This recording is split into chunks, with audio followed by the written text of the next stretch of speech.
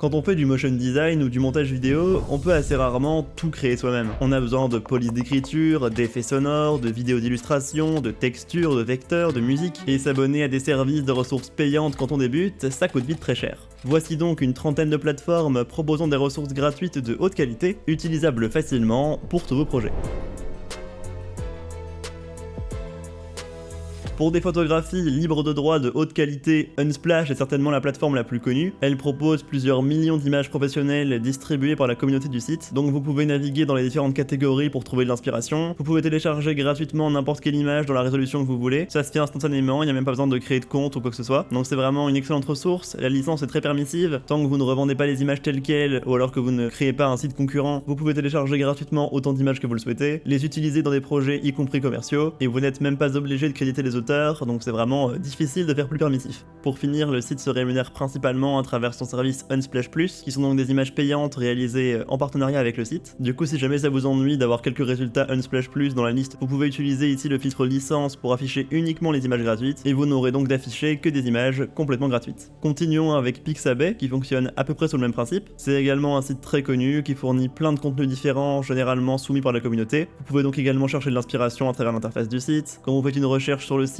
vous aurez donc à chaque fois une petite pub vers des services de stock payants, donc il suffit bien sûr de descendre pour accéder aux images gratuites, et donc là quand vous en avez une qui vous plaît, vous pouvez la télécharger gratuitement jusqu'à cette définition-ci il me semble, sans créer de compte, mais si vous voulez la définition originale, donc la résolution maximale, vous êtes obligé de créer un compte gratuit, donc là moi j'en ai un, il va me le télécharger automatiquement, mais du coup si vous n'avez pas de compte et que vous avez besoin d'une image à entrer aux définitions, c'est pas grave, vous pouvez juste en créer un avec votre email et ça prend 30 secondes, et sinon la licence du site est un petit peu plus restrictive que celle de Unsplash, mais globalement elle est quand même très permissive. Vous pouvez utiliser le contenu gratuitement dans à peu près tous vos projets sans avoir à donner de crédit. Je vous laisserai bien sûr aller lire par vous-même les différentes licences de chaque site en détail si vous voulez en savoir plus et être sûr de pas faire de bêtises. On enchaîne avec StockSnap, toujours le même principe, des photographies soumises par la communauté. La licence est extrêmement permissive vu que c'est du CC0, la licence la plus libre de Creative Commons. Donc bref, encore une fois, vous pouvez télécharger gratuitement tout ce que vous voulez et l'utiliser sans crédit dans tous vos projets, y compris commerciaux. Et donc voilà ce que ça donne quand on fait une recherche. On peut facilement trouver du contenu pertinent et le télécharger gratuitement sans avoir besoin de créer de compte, donc c'est vraiment optimal. On enchaîne avec Pexels, c'est encore une fois le même principe, des images soumises par la communauté, vous pouvez les explorer comme vous le voulez, effectuer une recherche, télécharger gratuitement dans la résolution que vous voulez sans avoir besoin de créer de compte, et la licence est également très permissive, c'est quasiment la même chose que les sites qu'on a vu juste avant. Ensuite, je vais mentionner FreePic, qui pour le coup n'est pas vraiment dans le même esprit que les autres sites, c'est plus une marketplace, donc il y a quand même beaucoup de contenu payant. Pour autant, vous pouvez quand même trouver beaucoup de choses intéressantes. Si vous voulez pas être embêté par les contenus premium, vous pouvez cocher la case ici pour avoir uniquement les contenus gratuits, mais là pour le coup, si une image vous plaît, vous êtes obligé de créditer les auteurs. Si vous voulez pas donner de crédit, vous êtes obligé de passer par un abonnement payant. Et de manière générale, leur licence est plus restrictive que celle des sites qu'on a vus avant, mais quand on trouve pas ce qu'on cherche sur les sites que j'ai cités avant, ça peut être utile d'aller y faire un petit tour.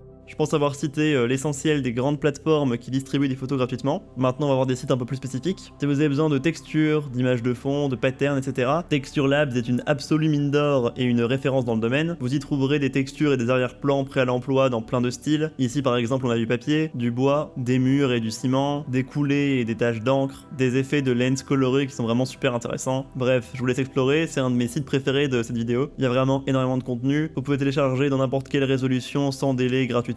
Les textures comme ça, c'est extrêmement utile sur After Effects pour donner une esthétique un peu moins numérique et ordinateur aux animations. J'ai fait un tutoriel sur le sujet il y a quelques mois. Bref, encore une fois, la licence est très permissive, je vous le recommande vivement. On poursuit avec Wikimedia Commons, qui est une grande bibliothèque de médias libres. Étant donné que c'est un wiki, c'est très compliqué de trouver des résultats pertinents dessus. Par exemple, si je veux des photos de chats et que je tape cat, je vais clairement avoir des résultats un peu aléatoires, de qualité très très variable. En fait, c'est un site surtout utile pour explorer les images de haute qualité, par exemple avec la catégorie images du jour, où vous allez pour le coup avoir des images très intéressantes. Et puis c'est également utile pour trouver des images d'archives, que ça soit justement pour illustrer des événements anciens, ou alors juste pour servir d'exemple sur des animations. Et c'est cool de pouvoir y accéder facilement en haute définition et de pouvoir le télécharger rapidement sans créer de compte. Bref, voilà, ça peut toujours être un endroit intéressant pour chercher des images originales. Et puis du coup, dans le même style, je mentionne rapidement les collections de l'Internet Archive, qui propose également plein de fichiers libres de droit, donc des images, mais également des vidéos d'époque. Voilà, par exemple, on peut facilement trouver des comédies muettes du début du XXe siècle. C'est un autre endroit assez original où aller, que ça soit pour trouver de l'inspiration ou pour utiliser directement. Avec un peu de créativité, on peut toujours sortir des choses assez originales à partir de médias d'époque comme ça. Et puis du coup, dans le même style, le site Gallica de la BNF propose également gratuitement des millions de médias historiques, que ce soit des livres, des cartes, des images, des vidéos, etc. Et ça peut vraiment être intéressant et donner une vibe originale à un projet, d'utiliser une carte du 19e siècle. Évidemment, c'est un style à assumer et il faut aimer travailler avec ce genre de choses, mais personnellement, c'est mon cas. Je trouve qu'utiliser des imprimés et des créations qui ont un siècle ou deux pour servir de référence ou pour être réintégrés dans un projet plus large, ça apporte vraiment une touche plus originale et moins numérique aux productions. Bref, si vous cherchez des idées, je ne peux que vous recommander d'aller faire un petit tour sur le site de la BNF.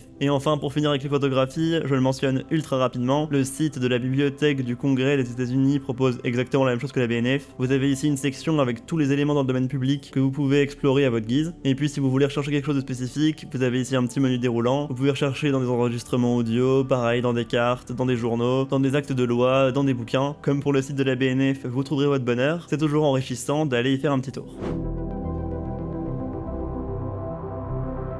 Passons maintenant aux vidéos libres de droit. Vous avez à nouveau Pixabay qui fonctionne exactement comme pour les photos, des vidéos de stock en très haute qualité que vous pouvez télécharger complètement gratuitement. Idem pour Pexels qui a également sa section vidéo, c'est encore et toujours le même principe. Donc voilà pour les sites qu'on avait déjà vus. On enchaîne avec Mixkit, c'est un peu toujours le même principe, des vidéos de haute qualité que vous pouvez prévisualiser, vous pouvez choisir la qualité que vous souhaitez, télécharger gratuitement sans avoir besoin de créer un compte, et étant donné que cette plateforme appartient à Envato Elements, qui est du coup un autre service d'abonnement payant, vous aurez des pubs pour Envato Elements quand vous télécharger un truc, mais globalement ça reste une excellente collection de ressources avec une licence très permissive. On poursuit avec Videvo, c'est un site qui appartient à Freepik, la plateforme qu'on avait vu tout à l'heure, donc fatalement vous allez avoir des clips premium qui vont s'immiscer dans ceux qui sont gratuits. Pour ça vous avez juste à aller dans les filtres et à décocher Premium Clips si vous ne voulez voir que ceux qui sont disponibles gratuitement. Et puis quand il y en a un qui vous plaît, vous pouvez télécharger gratuitement sans créer de compte, mais si vous n'avez pas l'abonnement payant, vous êtes obligé de créditer les auteurs. On continue avec Freepik justement, qui propose également des vidéos gratuites et payantes. La licence est la même que sur Videvo vu que c'est la même entreprise. Encore une fois, vous avez juste à demander uniquement les vidéos gratuites pour ne pas être encombré par du contenu payant. Et puis voilà, il y a beaucoup de vidéos intéressantes. Et puis enfin, si vous n'avez pas trouvé votre bonheur sur tous les sites précédents, vous pouvez aller faire un petit tour sur Vidizy qui propose également des vidéos gratuites. Et comme toujours pour la recherche, si vous voulez pas être encombré par des vidéos payantes, il suffit de cocher la case standard et la case Creative Commons. Et voilà, vous avez des ressources gratuites intéressantes que vous pouvez télécharger gratuitement après un petit décompte.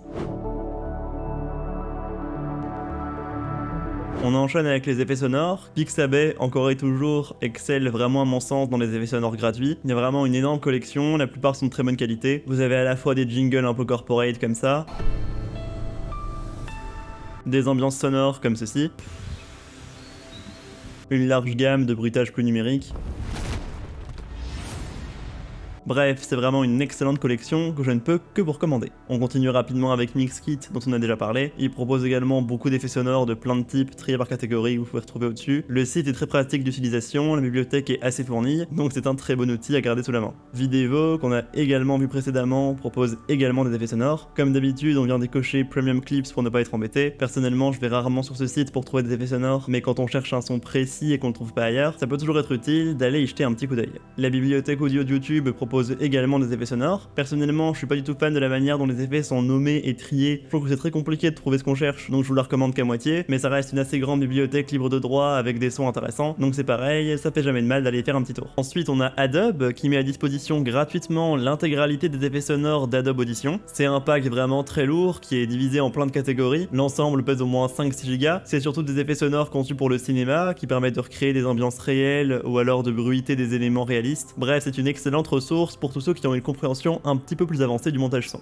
Je termine par Soundly, qui est une excellente bibliothèque d'effets sonores professionnels. Ils viennent de dépasser les 100 000 fichiers dans la collection. Malheureusement, l'accès à l'ensemble de la bibliothèque est payant, mais vous pouvez télécharger gratuitement le logiciel. Et là, vous avez accès à un échantillon de la collection totale, donc c'est vraiment pas grand chose rapporté à la taille complète de la bibliothèque, mais c'est quand même déjà pas mal d'effets sonores de qualité professionnelle, donc on crache pas dessus. Et puis le gros avantage de Soundly, c'est que si seulement une partie d'un son vous intéresse, vous pouvez juste l'entourer avec votre curseur, et puis venir le drag and drop sur le logiciel de votre choix où il sera automatiquement cut et importé. Bref, je vous laisse découvrir le reste par vous-même, mais c'est vraiment un logiciel extrêmement pratique.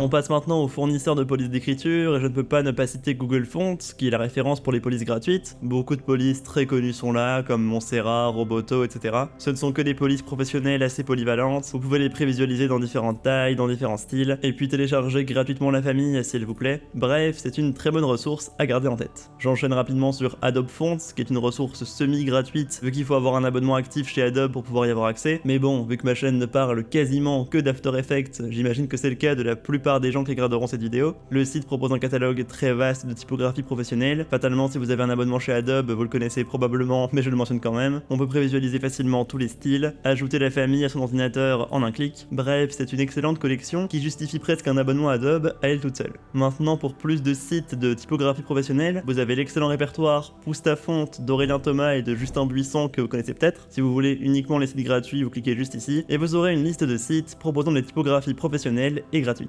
Pour les citer rapidement, même s'ils sont très connus et très critiqués, vous pouvez également rechercher des typos sur des marketplaces amateurs comme Dafont. Bien sûr, il y a à boire et à manger. La plupart du temps, les polices sont pas de très bonne qualité, voire même il manque des caractères, donc elles sont vraiment difficilement utilisables. Mais pour autant, pour des éléments de pur affichage, pas des paragraphes ou des blocs de texte qui doivent être lus, il peut y avoir des polices intéressantes pour réaliser une esthétique précise. L'essentiel est de bien examiner la typographie, de vérifier qu'elle est appropriée pour l'usage que vous voulez en faire, et puis de pas oublier que le design de caractères typographiques, c'est une discipline qui traverse l'histoire de l'imprimerie, qui est régie par plein de règles pour que les textes soient les plus facilement lisibles possible, et que donc pour tous les textes qui ont vocation à être vraiment lus, c'est vraiment indispensable d'utiliser une police d'écriture professionnelle. Pour finir sur les polices, si vous trouvez pas votre bonheur en police display ou en police amateur sur Dafont, vous avez également le site Fontspace qui propose à peu près la même chose.